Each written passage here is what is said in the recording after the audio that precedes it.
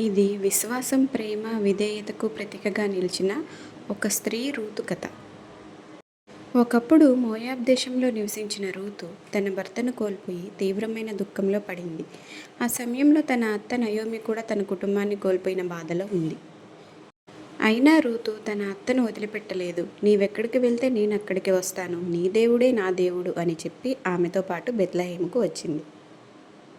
పేదరికంలో కూడా రూతు పొలాల్లో పనిచేసి జీవనం సాగించింది.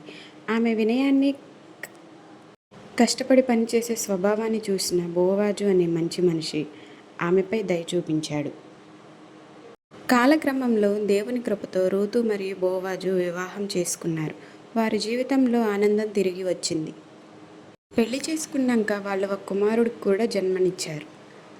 రూతు కథ మనకు ఒక గొప్ప సందేశాన్ని ఇస్తుంది. నిజమైన ప్రేమ, విధేయత, విశ్వాసం ఉంటే దేవుడు మన జీవితాన్ని ఆశీర్వదిస్తాడు. ఎంత కష్టం వచ్చినా దేవుని మీద నమ్మకం కోల్పోవద్దు.